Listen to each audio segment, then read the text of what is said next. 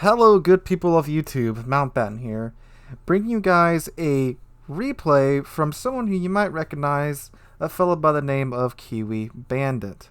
Now, you may recognize this guy from the what was the name of the video, the Prepare for Trouble replay montage. I believe that is what it was. He was the guy in the Odin at the end of that montage, bringing us that amazing clutch there, taking out, I think, 4 ships in a matter of minutes with the Ohio.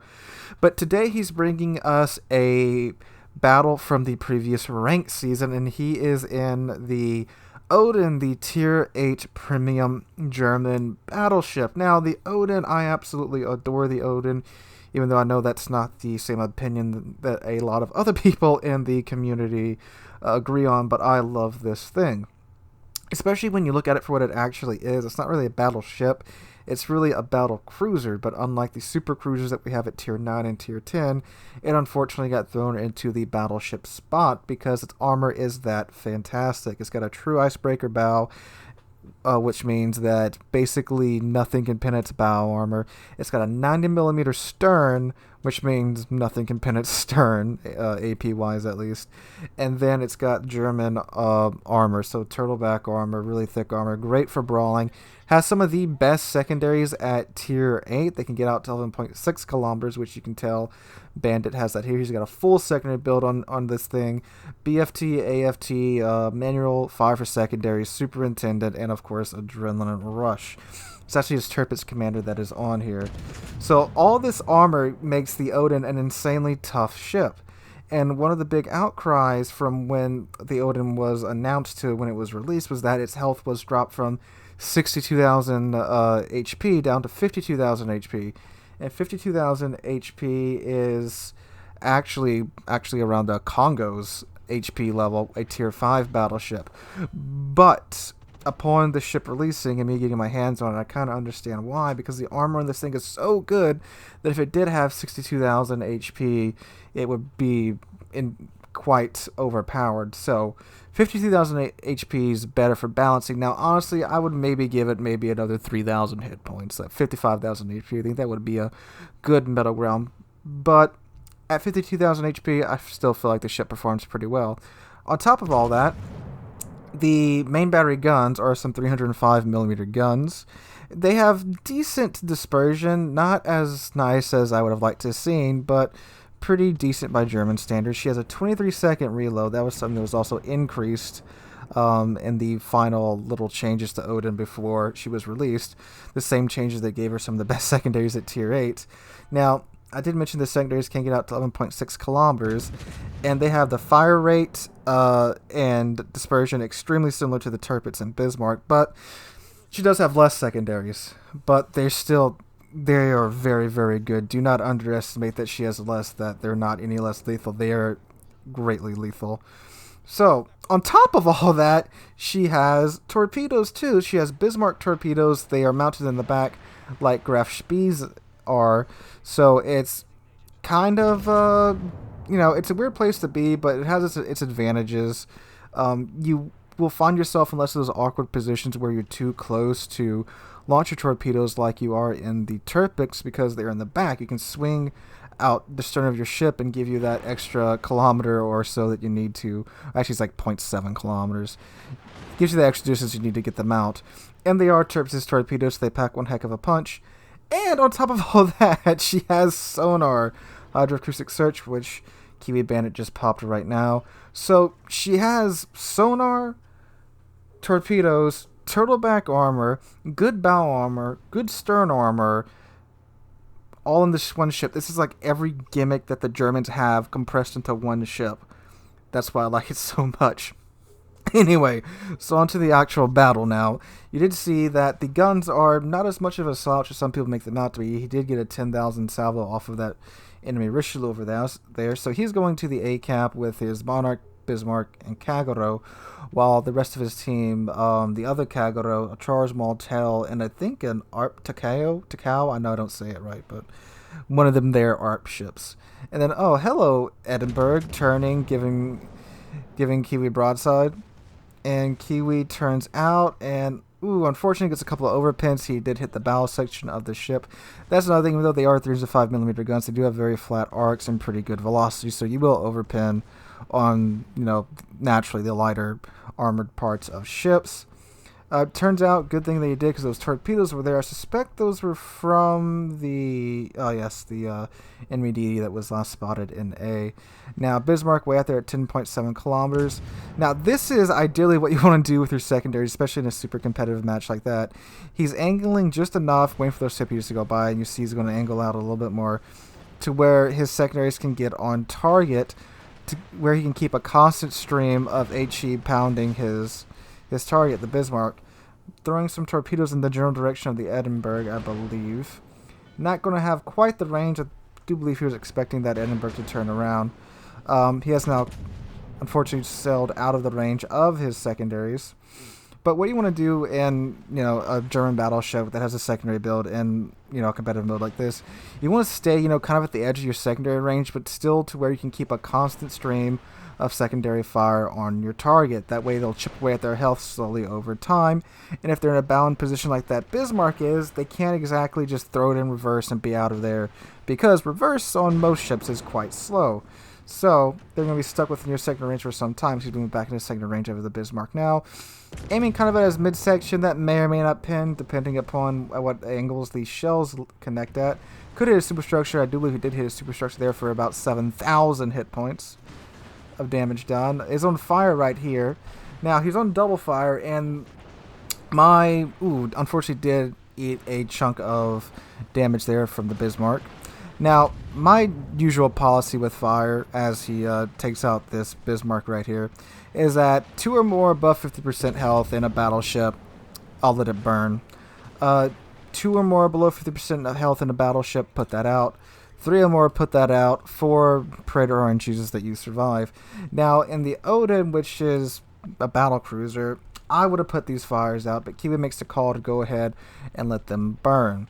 Now, they were set at the same time. Not sure if you just didn't notice or anything, but on a ship like the Odin where you don't have a whole lot of hit points, you kind of want to put that out a little bit sooner. So it's his call, and you will see what happens with the rest of the match. But lets the fires burn, conserves his damage con, which is a good thing because he's about to come around the corner facing a Baltimore, a Richelieu, and an Edinburgh. Baltimore is quite the flamethrower. So pretty good thing that you can conserve that, because if a fire gets lit right now, that would basically be the end of him, and he wouldn't have any damage con at all if he was waiting for it to come off a cooldown. Fortunately, only gets 1 overpin on the damage con, pops his sonar because he's noticing he's being detected right now. And that's another thing about the Odin as well. It has pretty dang good concealment. 14.8 with the build that KiwiBandit has on it. I believe you can get down to like 12.7 or some really silly number like that if you really want to build for it and give up some skills in some other places. So good concealment on German battleship. Who would have thought that would have been the day?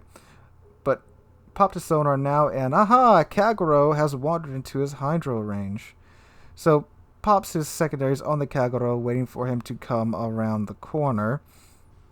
Now, any torpedoes the Kagero does drop right now will of course be detected by the hydro from KiwiBandit's Odin. And now they're going to play a little game of Ring Around the Rock. Going to throw some torpedoes out just for the Kagero. You can kind of tell by the way the Kagero is maneuvering that he's most definitely getting ready to drop torpedoes. Probably just waiting for the hydro to run out so they'll be undetected.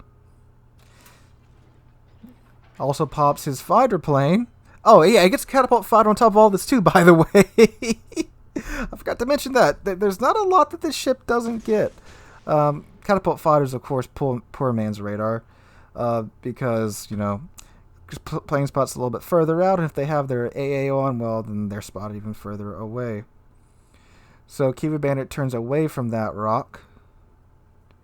Still spotted by probably the Kagero might be just outside of hydro range spotting him. Probably is. Yep, there's the torpedoes. So that tells us the Kagero is not behind that rock right now. And KiwiBandit is waiting for him. Playing a little round of hide and go seek with the Kagero. So while this is going on, the enemy team has managed to cap C and B. There's the Kagero. Hi, buddy. Now, KiwiBandit did have HE loaded, which is the correct ammo choice for destroyers. Ooh, almost finishes them off right there. Drops the torpedoes. Heat of the moment. I see why he did that. No big deal. They're reload before he needs them again. Enemy team has capped C, and they did cap B, but the friendly Kagero managed to flip that around. Monarch's up there by himself against a Ki, which isn't really a good combination. Ki does have torpedoes and decent-ish secondaries. No, nowhere like the Odin. Oh, he does have the helicopter Ki as well. He's got the super special camo on there. KiwiBandit loads back HE into the guns. Ooh, Monarch takes a blast there to her stern, which hurts. Drops these torpedoes a little bit preemptively, and what he's doing here is that he's depending on the Ki to continue to travel in his direction. That way he'll actually sail into the torpedo range. But Ki starts to turn, which you don't want to turn in a brawling situation like this Ki did, because he was turning to keep his secondaries and his guns that are already pointed at the Monarch on the Monarch, but now he actually showed the Monarch a lot of broadside. But fortunately for him, the Monarch went down. If the Monarch wasn't down, he could have blasted the Ki with her rear turrets. Now, KiwiBandit's team is down to 3 team members left alive, and Ki is actually going to eat a friendly torpedo there, friendly enough. KiwiBandit's torpedoes, of course, running out just in time before they hit the Ki. I do believe those are Ki's torps, though. Ki does have, I think 10-kilometer torps or something ridiculous like that. But they just passed up KiwiBandit. Ki down to 3,000 health. And, again, you can hear that Odin doesn't have the best secondary angles. That is a drawback to his secondaries. But when you can't get them all on target, oh boy. Now, you heard just there in German, our team depends upon you. Because now it's KiwiBandit against, well, was 5, now it's 4 enemy ships. So it's him against an Atago, a Richelieu, an Edinburgh, and a Lightning. So, it's time to start cooking with gas, ladies and gentlemen. Now, he's spotted, so probably the Lightning. Richelieu's the closest large threat to him. The Atago just, I think, burned or flooded out. I'm not really sure what happened there. But now it's just KiwiBandit against 3 enemies. So we shall see. If he can pull this off, he'll get a solo warrior. Being targeted by 2 of them, more than likely the Lightning and the Richelieu. Edinburgh's got to work his way over here. Edinburgh, however you say it. So, kind of one of those awkward situations where you know darn well the enemy knows exactly where you're at, but they can't. But you can't see them. So, Kiwi has a couple options here. You can try to go for the caps and force the Lightning into close range by capping, or force the Richelieu into close range by capping as well. Or he can try and hunt them down and slaughter them. Probably going to have to be what he's going to go with. Oh, he only has 6 minutes to pull it off too, by the way. Richelieu. First customer of the day. Now, all Richelieu really has to do is stay bow on, and there's not a lot that KiwiBandit can do to him. Oh, he's out of heals, by the way. So, no more healing for KiwiBandit. Again, dropping perimeter torpedoes, expecting the Richelieu to sail forward into them. So, Richelieu can really just go bow on right now, and oh, hi, Lightning from 5 kilometers away. I have no idea why he's that close to Odin. You would assume with the Odin secondaries that the Lightning would stay far away, but he has not. He is popping smoke, however, but it is a British DD, so his smoke screen will not last for too long, like other DD smoke screen. Richelieu getting a little bit closer than he needs to. Again, Richelieu could have just gone bow in, thrown AP or HE in KiwiBandit's face, and he would be dead in a bit. Now, this fire is burning right here. KiwiBandit's got a hard call to make here. He could extinguish this, or he could let it burn, hoping that he won't get set on fire again by the Lightning or the Richelieu secondaries. But he makes the call here to let it burn. A very hard call to make. I don't envy him for having to make that call. Richelieu charge. Ooh, takes a big hit there from the Richelieu, charging him right there. Dumping torpedoes in the direction of the Richelieu. These are most definitely within range. Now, this should be telegraphing the Richelieu right now that obviously KiwiBandit is dumping torpedoes. A little replay glitch there. Shoves his broadside into the Richelieu. Torpedoes actually finish off the Richelieu there. Lightning's up now in secondary range. And of course, with the Adrenaline Rush, his reload time on his secondaries and his main battery guns is much quicker than normal, which was already pretty quick. There's the AP shells from the Lightning coming in right there. 3,000 health left on the Lightning. I'm sorry, the Edinburgh. 3,000 health left on the Lightning. Coming well within sector range, letting him have the front two turrets. Throwing the rear turret there for extra insurance. And that's one dead Lightning and Kraken Unleashed in a ranked game. Edinburgh, last ship left alive. 1,600 health up. 500 health left on KiwiBandit's Odin. Edinburgh, 11 kilometers away, just outside of secondary range, but within a main battery gun range. This is the Edinburgh he overpinned earlier. If only he had managed to sit on me to be at a lot less health now. 29,000 health left on the Edinburgh. 76 health left on Kiwi's Odin. And goodbye, Edinburgh health pool, down to 1,000 health, and he's within 10 kilometers. Edinburgh does not have HE, so he has to keep firing AP at KiwiBandit's Odin right now. But the Odin has such good armor on it that it doesn't care about Edinburgh AP, only in his superstructure, which is more than likely saturated already from all the Lightning HE. Healing back down to 5,000 health, now down to 7,000 health, 8,000 health now with the Edinburgh super heal. Also knocked out a turret there, got 3 full pins there. More AP coming in, and oh man!